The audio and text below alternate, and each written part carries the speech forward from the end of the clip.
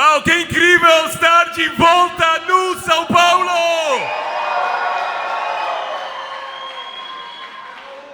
É muito bom para a Linda e eu poder estar de volta em casa, amém? Sem dúvida, estamos matando muitas saudades, amém?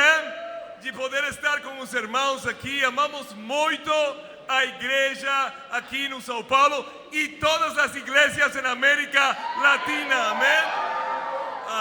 Obrigado, Vinibia, por uma conferência incrível, amém? Uma coisa que eu tenho saudades é de Corinthians, amém?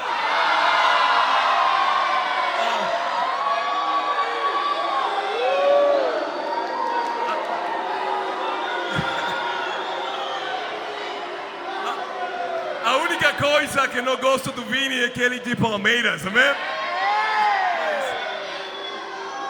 Mas no reino de Deus não tem times, amém? Mas saludo as igrejas em México, Colômbia, Equador, Peru, Chile, Argentina, Bolívia, a toda a América Latina, amém? E hoje eu vou falar em portunhol, amém? E o título da aula de hoje é A Igreja Segundo o Coração de Deus, amém? A Igreja Segundo o Coração de Deus. Vamos a 1 de Timóteo, capítulo 2, vamos lá. 1 de Timóteo, capítulo 2, versículo 1. A Bíblia fala algumas palavras muito boas aqui. 1 Timóteo 2:1 fala assim: antes de tudo, recomendo que se façam súplicas, orações, intercessões e ações de graça por todos os homens, pelos reis e por todos os que exercem autoridade, para que tenhamos uma vida tranquila e pacífica, com toda a piedade e dignidade. Isso é bom e agradável perante Deus, nosso Salvador, quem deseja que todos os homens sejam salvos e cheguem ao conhecimento da verdade. Amém? A igreja, Deus tem um alvo aqui. Deus quer que todos os homens sejam salvos e cheguem ao conhecimento da verdade. E nosso trabalho aqui na América Latina não é somente plantar uma igreja em cada país da América Latina, é implantar uma igreja em cada país do mundo, amém? O alvo é para 2036 de cada nação ter uma igreja que tem por lo menos 1 milhão de habitantes em uma cidade. E sem dúvida Deus já está fazendo isto. Uma semana atrás ou duas já se mandou o time missionário para Roma, Itália, amém?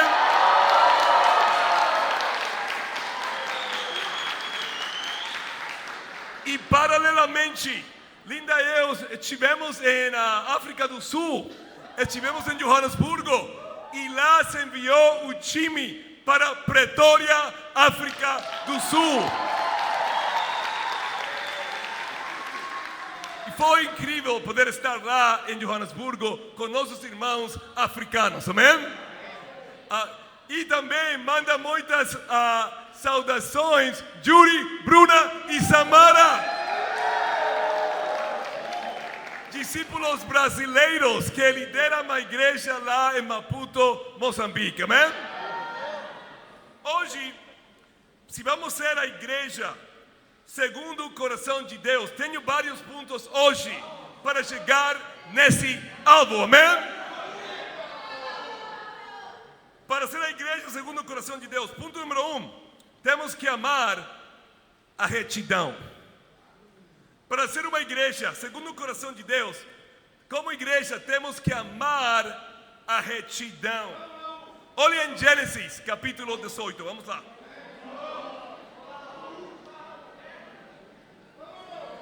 Como está meu portunhol? Mais ou menos? Em Gênesis 18, versículo 20. Aqui Abraão está falando com o anjo de Deus sobre a destruição de Sodoma e Gomorra. E olha o que ele fala aqui em Gênesis 18, versículo 20. Fala assim: disse-lhe, pois, o Senhor: as acusações contra Sodoma e Gomorra são tantas, e seu pecado tão grave, que descerei para ver se o que eles têm feito corresponde ao que tenho ouvido. Se não, eu saberei. Os homens partiram dali e foram para Sodoma, mas Abraão permaneceu diante do Senhor. Abraão aproximou-se deles e disse: exterminarás o justo com o ímpio? E se houver 50 justos na cidade, ainda as destruirás e não pouparás o lugar por amor aos 50 justos que nele estão? Longe de ti fazer tal coisa, matar o justo com o ímpio, tratando o justo e o ímpio da mesma maneira. Longe de ti, não agirá com justiça o juiz de toda a terra? Respondeu o Senhor: se eu encontrar 50 justos em Sodoma, pouparei a cidade por amor a eles. Sabemos essa escritura, é uma escritura muito boa.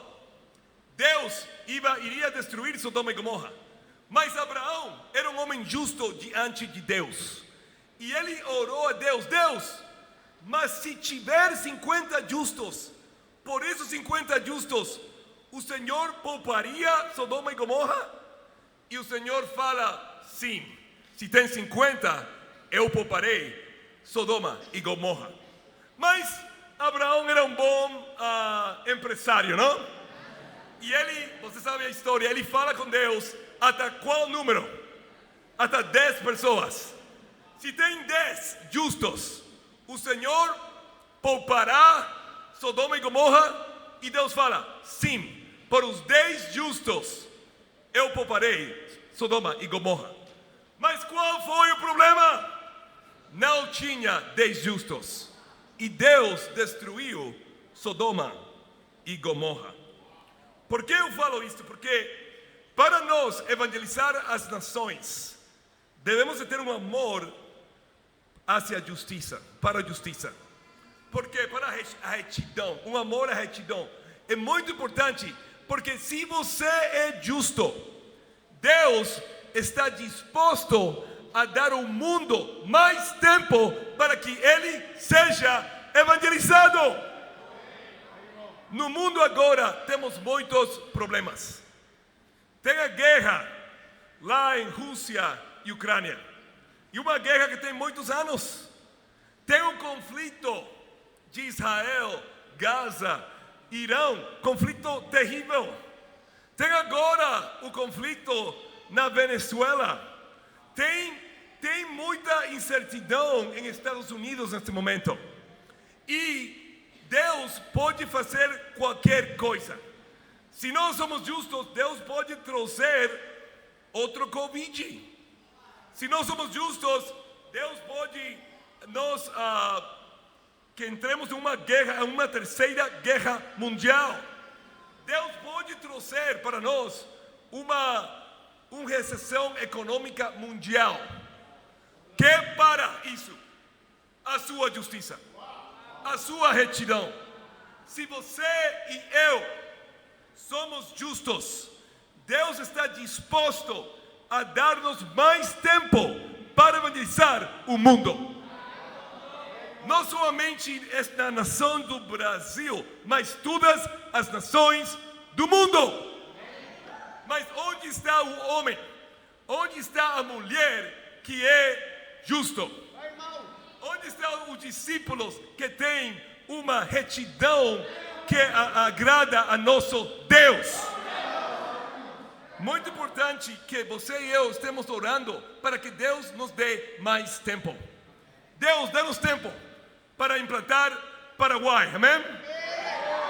Dê-nos tempo para implantar a Montevideo, Uruguai. Dá-nos retidão e tempo para implantar Caracas, Venezuela. E América Central, Panamá, Costa Rica, Nicaragua, Honduras, El Salvador, Guatemala, amém? E o resto das nações do mundo. Mas, para que isso aconteça, você e eu temos que ser justos. No movimento, os últimos anos, hemos visto o resultado de ter líderes em posições altas que não são justos. Claro que você e eu não somos perfeitos, mas temos que ser homens e mulheres que andamos na luz, constantemente confessando pecados, sendo aberto, nunca guardando pecados em nosso coração, amém? Temos que lutar pela retidão, amém? É interessante, Linda e eu agora moramos em Los Angeles, amém? Eu amo a cidade de Los Angeles, é uma cidade incrível. É a cidade no mundo que tem mais mexicanos depois da cidade do México. Eu saí do México para estar com mais mexicanos ainda. Toda a comida mexicana está lá em Los Angeles, é muito bom, eu gosto, não?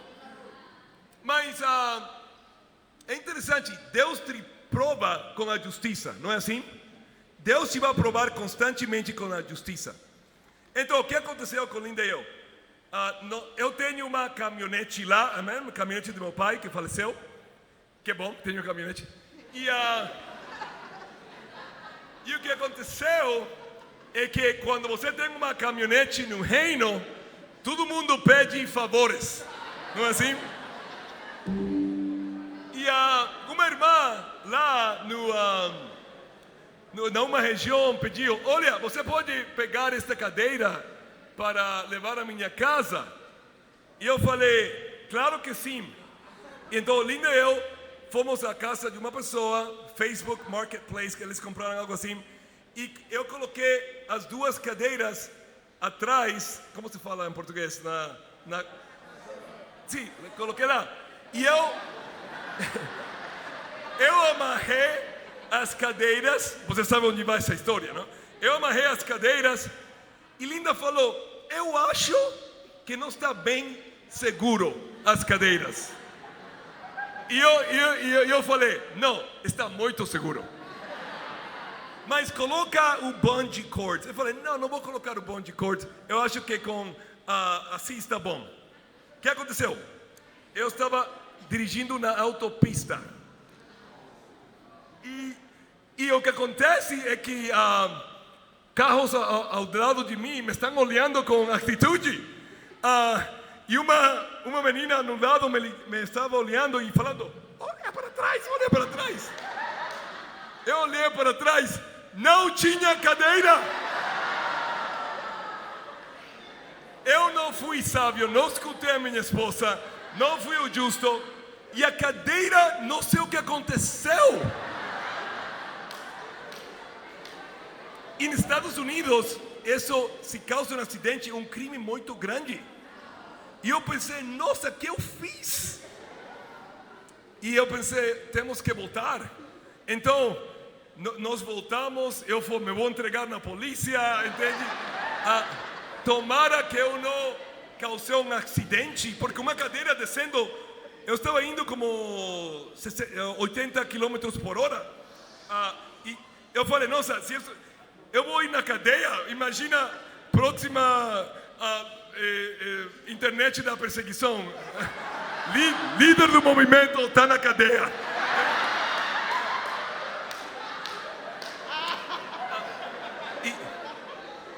E eu de volta, eu vi a cadeira, vimos a cadeira, não? Aí voltamos e eu não sei o que aconteceu. A cadeira caiu, mas caiu no medium. Como se fala medium? Caiu no meio, não caiu na rua, caiu no meio onde não tem carros. Eu fiquei, nossa, foi um anjo que pegou essa cadeira e colocou assim. Eu estacionei na autopista, os carros, vum, vum, vum. E eu coloquei a cadeira e depois joguei no lixo, né? A irmã não recebeu a cadeira dela. Mas qual é o ponto? O ponto é que Deus me provou com minha justiça. Eu tive um pensamento impuro. E se eu não vou de volta? E se eu só continuo e vou para casa? Quem vai saber? Linda vai saber. E Deus vai saber.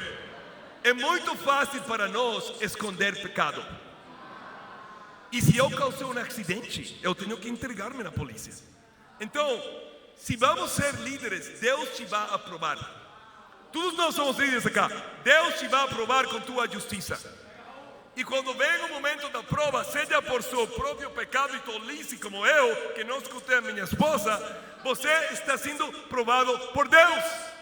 Tem que ser aberto, amém? Tem que buscar ajuda e nunca guardar pecado em seu coração, amém?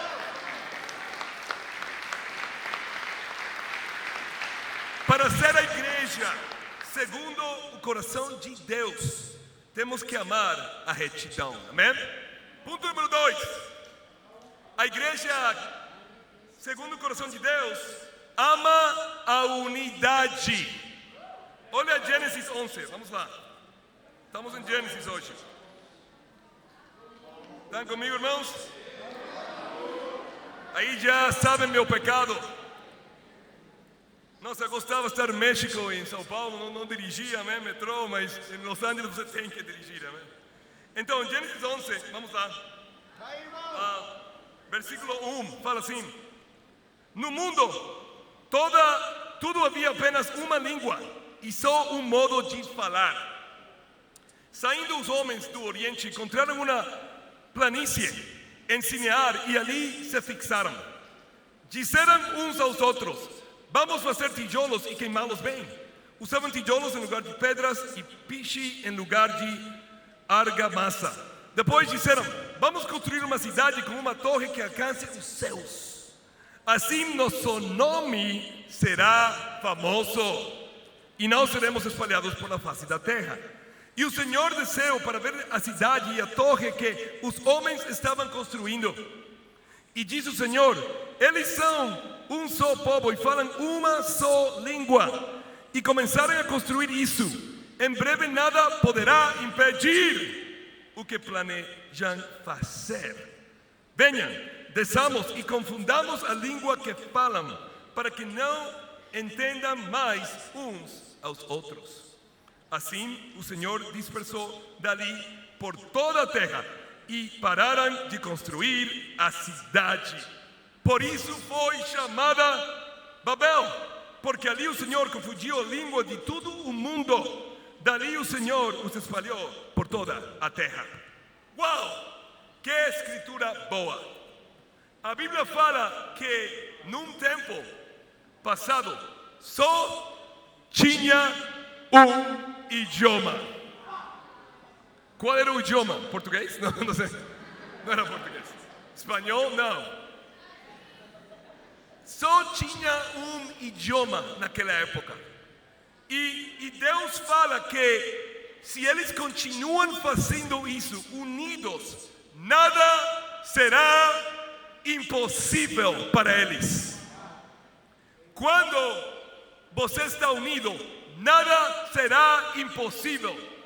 E o exemplo aqui, o exemplo negativo, estavam construindo uma torre para ser famosos eles. E a Bíblia fala: se eles continuam, nada será impossível.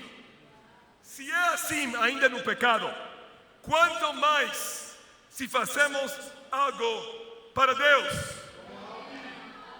A Bíblia fala que se estamos unidos, nada será impossível.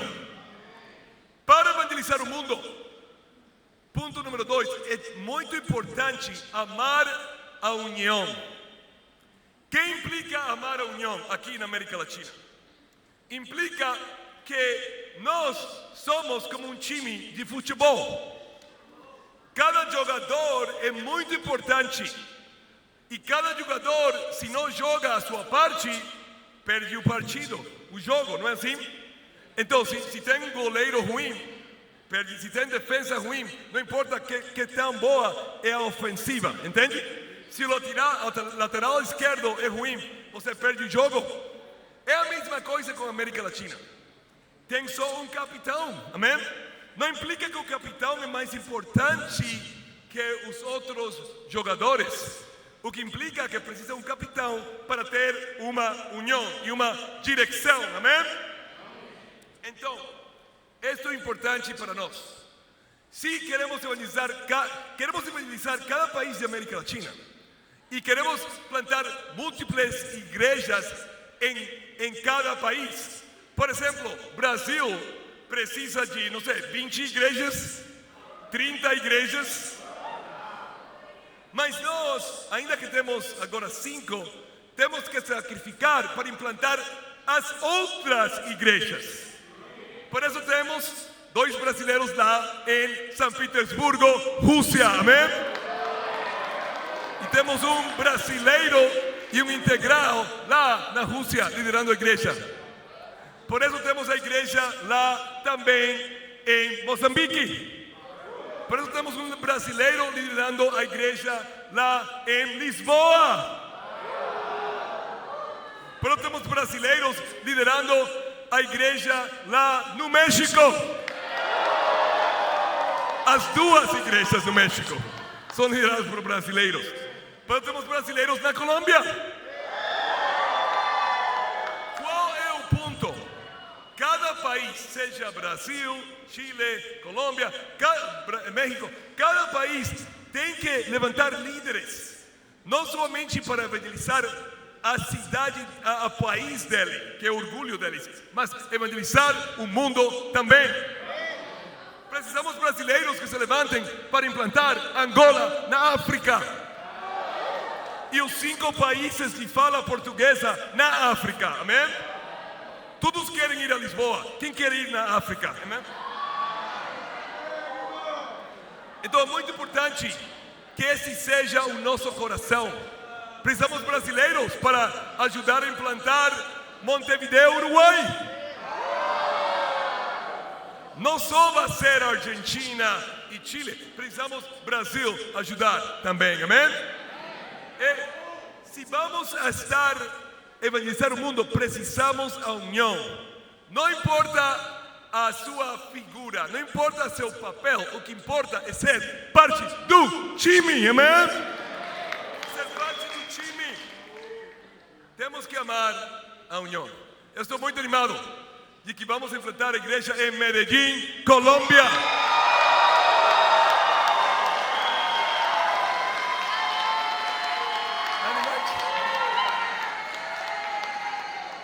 E obviamente, como já falei, Asunción, Paraguai.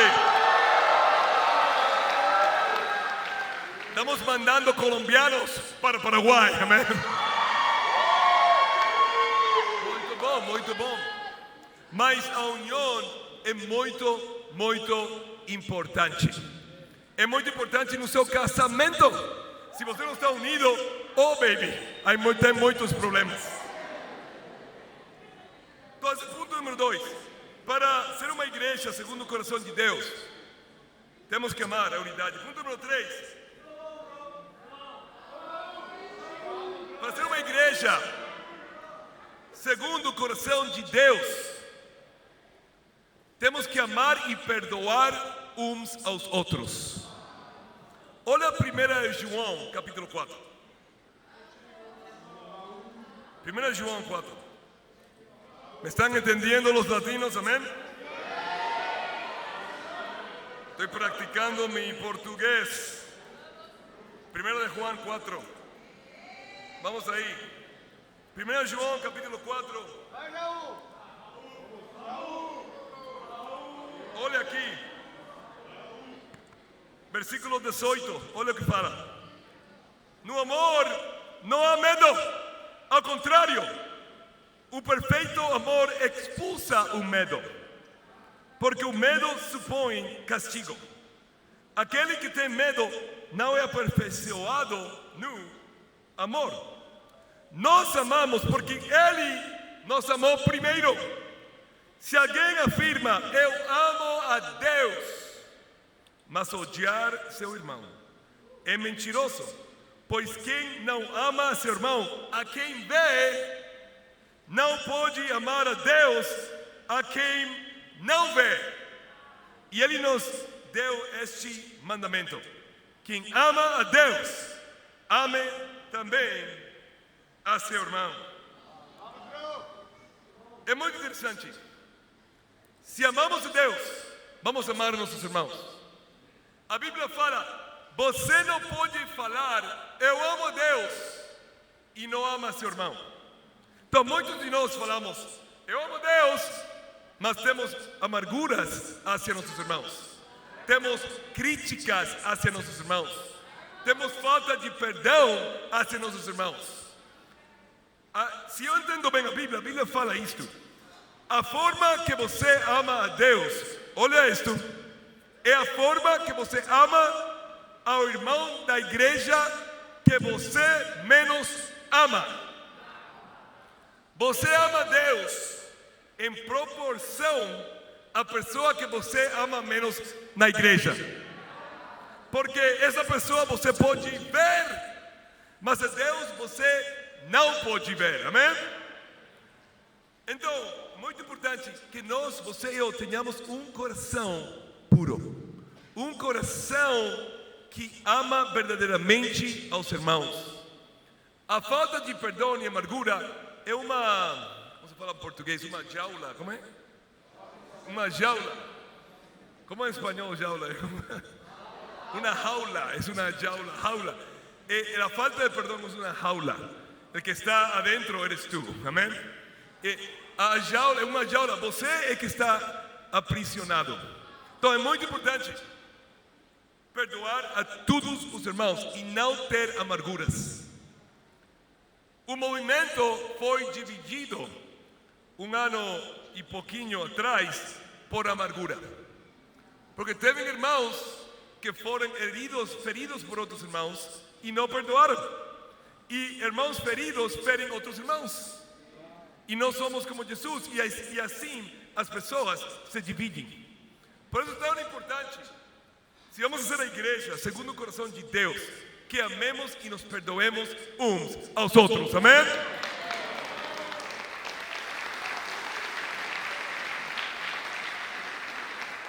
Esse é o ponto número 3. Tenho 5 pontos hoje. Ponto número 4. Para ser a igreja segundo o coração de Deus, temos que amar a bondade de Deus. Amar a bondade de Deus. Quero explicar isso um pouquinho. Olha a 2 de Reis, capítulo 1. 2 de Reis 1. 2 de Reis 1.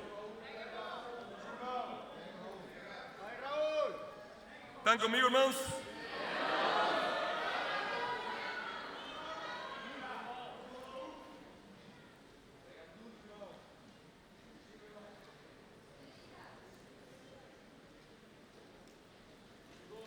Estou chegando, vamos lá. Desculpa, 1 de Reis, não 2 de Reis. 1 de Reis, capítulo 2, vamos lá. 1 de Reis, capítulo 2, aqui vamos ver as últimas palavras do Davi. Amém? Davi, o rei Davi, ele iria morrer. Vamos ver as últimas palavras de Davi, antes de ele morrer. Lembra, pensa, se você está falando as últimas palavras antes de você morrer, o que você falaria? Pensa se você vai morrer e tem a oportunidade de falar suas últimas palavras às pessoas que você mais ama. O que você falaria? Coisas bonitas, verdade? Não, Davi, olha aqui, em 1 de Reis, capítulo 2, vamos ver um pouquinho. Estão comigo, irmãos?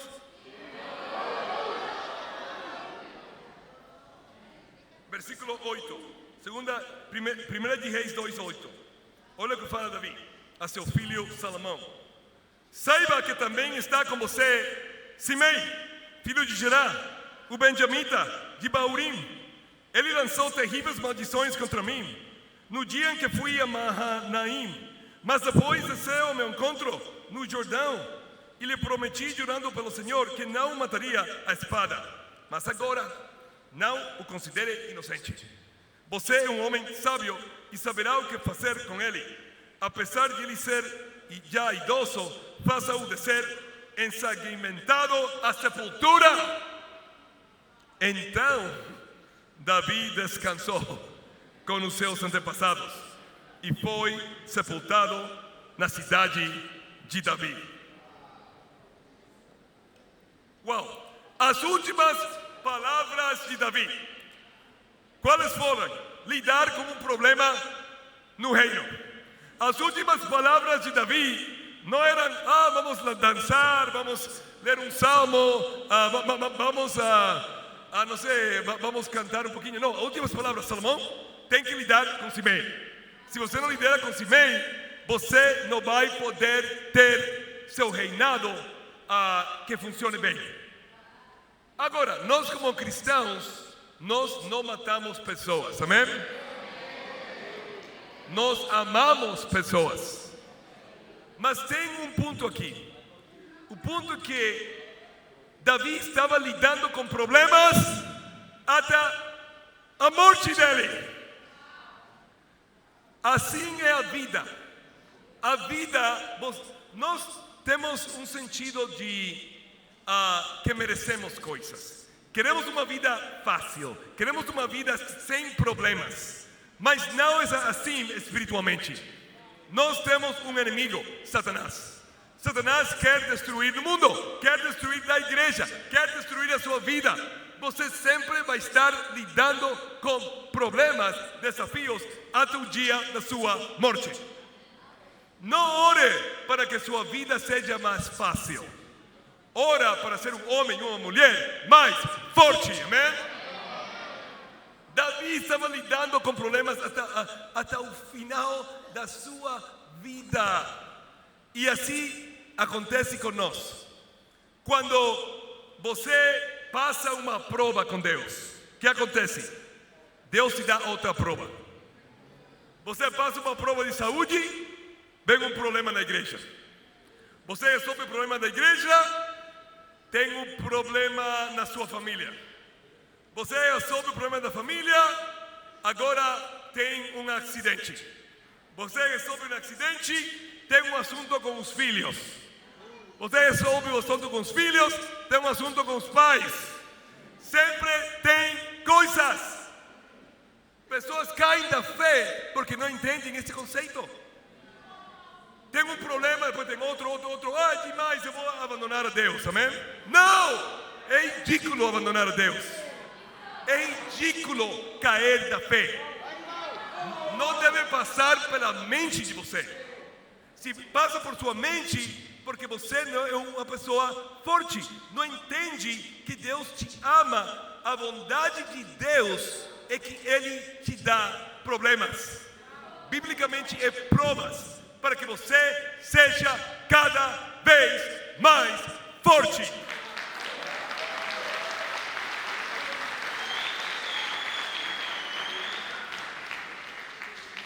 A minha vida não é fácil. Para mim seria muito bom ficar no México. Seria fácil. Uma igreja que está boa, tem o Túlio, Luiz, incrível, amém? Eu estou em Los Angeles, uma igreja que de 1000 baixou a 300. 100 universitários, só solteiros e casais. E minha região tem 80 pessoas. Não temos integrais e eu tenho 80 pessoas. Por quê? Porque estamos levantando missões para mandar a vocês com muita alegria, amém? Nós nos privamos de ter integrais para mandar dinheiro à América Latina.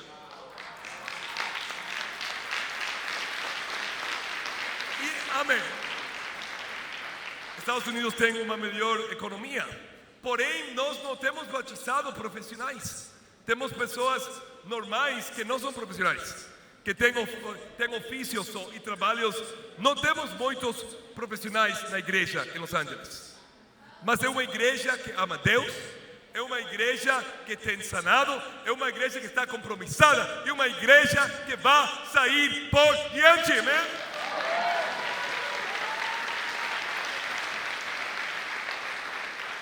Mas é um desafio liderar a igreja em Los Angeles. E eu viajo a metade do tempo, estou em outro país. Mas eu não quero uma vida mais fácil. Eu quero estar perto de Deus. Eu não quero que a vida seja fácil. Eu quero que um dia chegar nos céus e trouxer o maior número possível, amém? E quando você luta espiritualmente, é porque você quer uma vida fácil. E Deus não quer isso para você. E Deus te envia problemas. Mas os problemas não são problemas, são provas. E essas provas são de Deus, para que você enxergue a bondade de Deus e você ame a Deus mais, amém? 1 Samuel, capítulo 17. Eu tenho muita fé pela igreja de Los Angeles. Eu tenho muita fé por um movimento. Vamos estar bem. Já estamos bem. Mas por que este servo inútil como eu? Porque eu tenho fé. Eu te vou falar porque eu tenho fé. E talvez isso vai ajudar a que você tenha fé também, amém? 1 Samuel 17, os que me conhecem já sabem onde vou. Mas, versículo 34, vemos a fonte da fé do Davi para enfrentar Golias. Então, versículo 34 fala assim: Davi, entretanto, disse a Saul: teu servo toma conta das ovelhas de seu pai. Quando aparece um leão ou um urso e leva uma ovelha do rebanho, eu vou atrás dele, dou-lhe golpes e o livro a ovelha da sua boca. Quando se vira contra mim, eu pego pela juba e lhe dou golpes até matá-lo. Teu servo pode matar o leão e o urso. Esse filisteu incircunciso será como um deles, pois desafiou os exércitos do Deus vivo. O Senhor, que me livrou das garras do leão e das garras do urso, me livrará das mãos desse filisteu. Diante disso, Saul disse a Davi: vá, e que o Senhor esteja com você. Eu acho isso engraçado. Qual é o ponto aqui? Ponto muito importante. Porque Davi tinha fé de lutar contra Golias, enquanto o exército tinha medo. Porque Davi entendeu algo muito importante: vitórias passadas com Deus têm que dar-te fé para desafios presentes. O mesmo Deus que ajudou ele a vencer leões e ursos, ajudaria ele a vencer o gigante Golias. É a mesma coisa. Por que Los Angeles vai ser bom? Por que o movimento vai ser bom? Por que a América Latina vai bem? Porque mesmo Deus que nos deu vitórias no passado, nos vai dar vitórias no presente.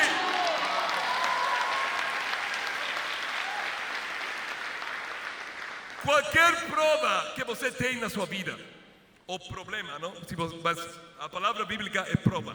Qualquer prova ou problema que você tem na sua vida é uma bênção. Deus te está dando o seu problema para você ser mais como Jesus. Qual pode ser o problema supremo? Você morre. E se morre, você vai nos céus. Então, não tem nenhum problema. Amém? Mas imagina isto: se cada um de nós aqui fica fiel no ano 2026. As estatísticas falam que alguns aqui vão cair da fé em 2026. Mas imagina se todos nós ficamos fiel no 2026. A igreja cresceria muito só por ter menos quedas. Mas por que você é tentado cair? Porque você não entende a Deus, não entende a bondade de Deus. Enquanto mais problemas, é Deus mais amando você. Enquanto mais difícil, é que Deus escolheu você para passar a prova. Irmãos, é hora de parar de ser fracos. E é hora de ser maduros e fortes. Quando você tem uma prova, Deus te está amando a mais. Amém? Então, ponto número 4. Amar a bondade de Deus. E último ponto, para ser uma igreja segundo o coração de Deus, devemos amar aos perdidos. Uma escritura que nós conhecemos, mas tem um insight aqui interessante. Vamos a Lucas capítulo 10. Estão comigo, irmãos? Que bom falar em português, amém? Faz tempo. Em Lucas 10, versículo 1, olha isto. Fala: depois disso, o Senhor designou outros 72 e os enviou 2 a 2 adiante dele a todas as cidades e lugares para onde eles estavam prestes a ir. Lucas 10, versículo 2. E lhes disse: a colheita é grande, mas os trabalhadores são poucos. Portanto, peçam ao Senhor da colheita que mande trabalhadores para a sua colheita. Vão, eu estou enviando como cordeiros entre lobos. A Bíblia fala algo muito importante. A colheita é que? Grande. A colheita é muito grande, mas tem um problema. Qual é o problema? Os trabalhadores são o quê? Poucos. E qual é a solução de Deus? A solução de Jesus não é orar pelos não cristãos, é orar pelos discípulos. Orem para que os trabalhadores trabalhem. E a maneira que usualmente interpretamos essa escritura é você orar pelos discípulos para que trabalhem e evangelizem, verdade? Ok, mas pensa dessa maneira. De todos os trabalhadores que você pode orar, qual é o único trabalhador que você pode controlar 100%? Você mesmo. Imagina isto. Em vez de orar para que outros trabalhem, imagina você orar: Deus, eu te oro para que eu trabalhe. Eu te oro para que eu evangelize, para que eu vença a minha covardia, para que eu possa ser corajoso, para que o Senhor me utilize pessoalmente. Aí imagina todos nós aqui, nesta sala, orando por cada um de nós, individualmente. Não por o outro, orar por você mesmo. Deus, eu quero ser um trabalhador. Eu quero ser usado por Deus. Eu quero dar fruto para nosso Deus.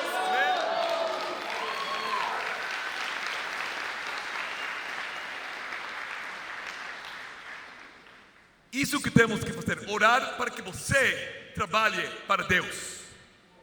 E temos que sonhar mais, irmãos. Deus fala aqui que a colheita é muita. Se Deus fala isso, é porque é verdade. Pensa nisto.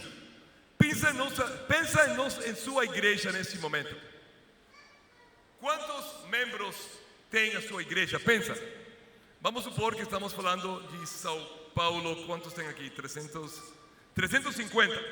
Ok, pensa em São Paulo. Tem 350. México tem como 230. Agora, pensa assim. Imagina a igreja que você tem 10 vezes maior.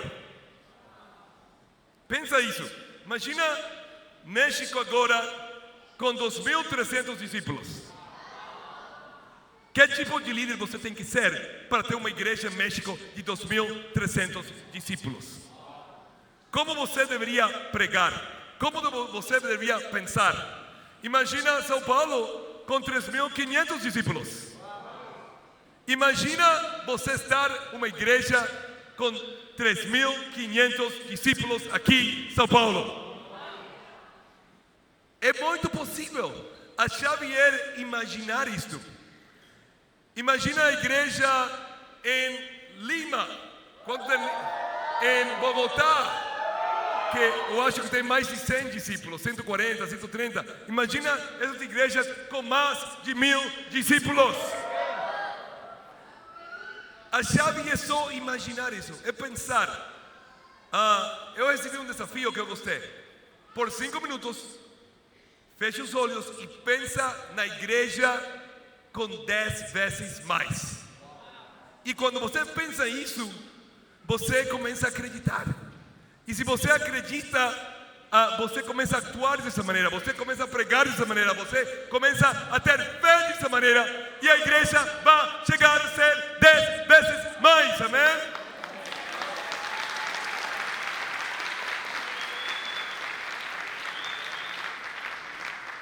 Em conclusão, o que hemos visto hoje? Ser uma igreja segundo o coração de Deus. E só para animar você e terminar, temos muitas igrejas que queremos plantar neste ano 2026.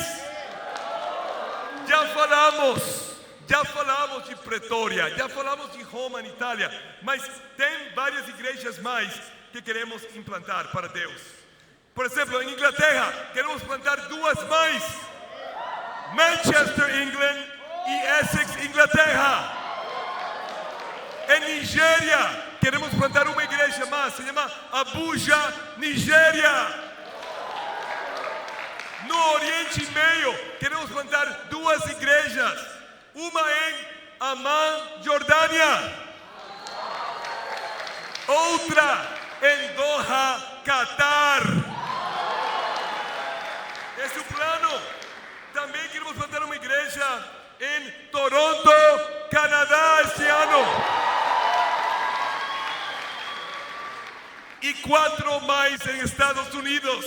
Uma em Baltimore, Maryland, Omaha, Nebraska, Iowa City, Iowa e Sioux Falls, South Dakota. Irmãos, vamos sonhar para ser uma igreja segundo o coração de Deus, e para Deus seja a glória. Amém.